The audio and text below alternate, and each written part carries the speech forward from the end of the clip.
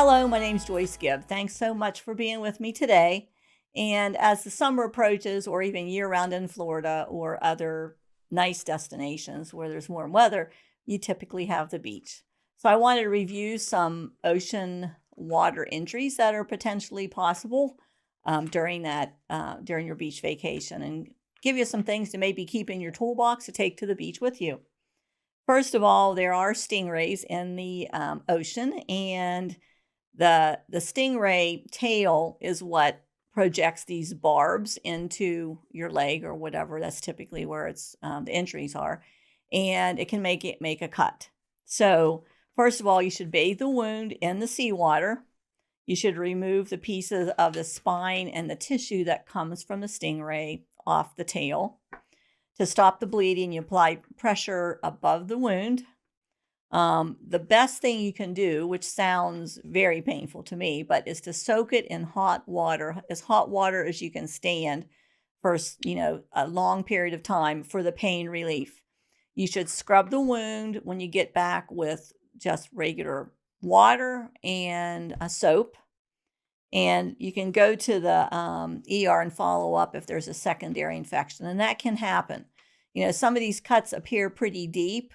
They typically don't close them. They will close on their own. But if there's some people we're talking about, there's jelly in the venom, so in the cut, you can kind of squeeze some of that jelly out. And typically, if you go to the ER, they'll give you an antibiotic for 5 days if it's necessary. So one of the things that you have to think about when you go out in the sun and antibiotics, there are some antibiotics that increase sun exposure, sunburn, due to these drugs, and they are the cycline. So the monocycline, doxycycline, and tetracycline. People don't usually prescribe tetracycline much anymore, and then other sulfa drugs make you more sun sensitive, and even hydrochlorothiazide, which is a diuretic, that's given, that can make you more sun sensitive too, and actually has sulfa in it. So with stingrays, make sure you do all those things to help repair your skin. And some of those take a decent amount of time to heal. The next injury that can happen are jellyfish. So the tentacles contain the venom. And actually in the coast of North Carolina, there's some little tinier blue man-o-war jellyfishes, and they are very, very toxic. And they're very small, typically. The big jellyfishes that have the tentacle and man-o-wars is typically what you see in the textbooks. But the tentacles contain the venom. They can create rashes and welts. You should remove the tentacles from the skin with small tweezers. Now, that sounds painful, too. Don't scrape them off with a credit card, etc., as it may drive the tentacles deeper into the skin and the venom into the skin. Same kind of thing. Soak it in hot water, as hot water as you can stand. You should put vinegar on the wound. Now, vinegar is acidic, and it may help prevent the venom from being released from the stinger. That's why you do that. Now, I've heard of people saying, oh, you should put urine on the wound because it's acidic. I do not condone that at all. So just to make sure, don't be doing that at the beach. So jellyfish, those tentacles can be very, very sore, and it can take several weeks for that to even heal over.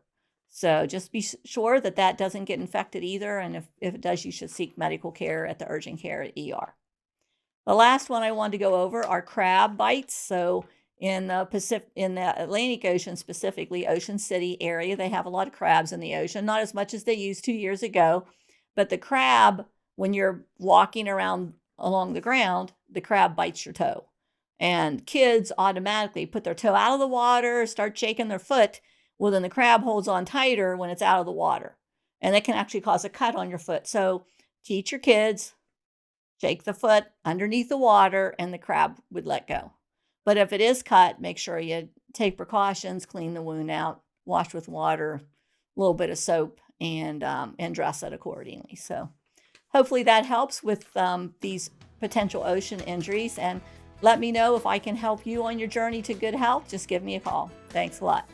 Thanks for listening. If you want to make sure you're getting the latest health information, click the subscribe button below and ring the bell. That way you can make sure you're not going to miss out on any of the latest information.